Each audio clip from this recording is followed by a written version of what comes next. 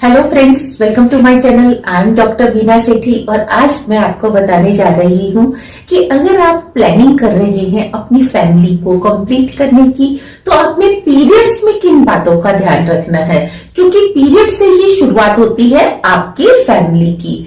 जब आप जिस मंथ में प्लान करना चाहते हैं, तो उससे पहले ही आपको किन किन बातों का ध्यान रखना है पीरियड के दौरान। तो अब आज हम उनको डिस्कस करेंगे। अगर आपके पीरियड्स ठीक है, आपकी बॉडी ठीक है, तभी आपका सक्सेसफुल जो है ओव्यूलेशन हो सकता है और सक्सेसफुल ही इम्प्लांटेशन हो सकता है। तो सबसे पहले जो आपको ध्यान रखना है पीरियड के दौरान, क्योंकि जैसे ही आपको पीरियड्स आते हैं तो जो पिछले मंथ में बना हुआ ओव्यूलेशन के दौरान एग होता है, वो वाली सेल बाहर आ जाती है, लेकिन नए मंथ के लिए नई सेल का फॉर्मेशन फर्स्ट डे या सेकेंड डे से ही स्टार्ट हो जाता है। तो आपने ध्यान देना है कि जो आपके पीरियड के 3, 4, 5 दिन है, उन दिनों में आपने सॉल्ट का ज्यादा इंटेक नहीं करना। मैं आपको ये भी नहीं कह रही कि आप सॉल्ट कंज्यूम करना बंद कर दें, अदरवाइज आपको मिनरल्स की डेफिशिएंसी हो जाएगी। और हर इंडिविजुअल की बॉडी जो है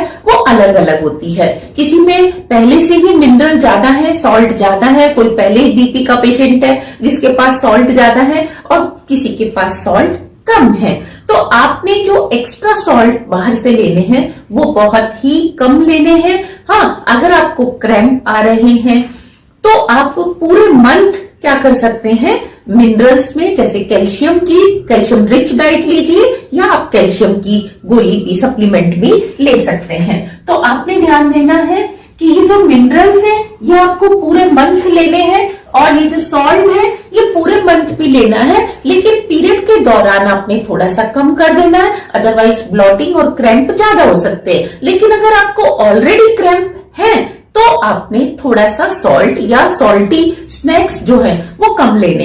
कई बार हम मूड स्विंग करने के लिए, अपने पेन को भूलने के लिए, इरिटेशन को खत्म करने के लिए हम बहुत ज्यादा जंक फूड लेते हैं। जंक फूड के साथ आपका सॉल्ट का इंटेक भी बढ़ जाता है, जो आपको पता भी नहीं चलता। वो सबकॉन्शियसली जितना रिक्वायर्ड है आप उससे ज्यादा सॉल्ट ले लेते हैं, जो कि ब्लोटिंग करता है और गलत है।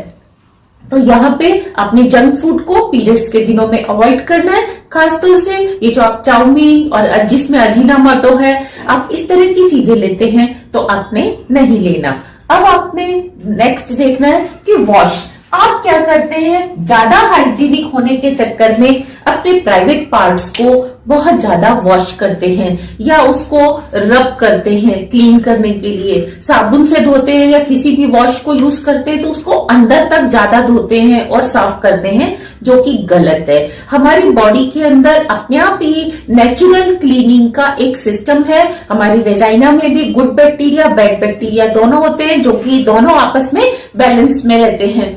अगर आप बार बार पानी से वॉश करते हैं तो उल्टा इन्फेक्शन के चांसेस बढ़ जाते हैं, और वो इन्फेक्शन की वजह से आपकी बॉडी का जो पूरा फोकस है वो इन्फेक्शन पे चला जाता है, और जो ओव्यूलेशन होना है वहां पे नहीं जाता। तो इसीलिए आपने वॉश उसको हाइजीन तो रखना है। सुबह आप बाथ लेते टाइम एक बार आप साबुन लगाइए, वो भी ज्यादा अंदर तक लगाने की जरूरत नहीं है, हल्के से फिर आप धोने के बाद उसको पोंछ लीजिए। लेकिन सारा दिन जितनी बार आप वॉशरूम जा रहे हैं उतनी बार उसको पानी से या किसी भी वॉश से, हार्ड वॉश से धोना एडवाइजेबल नहीं है।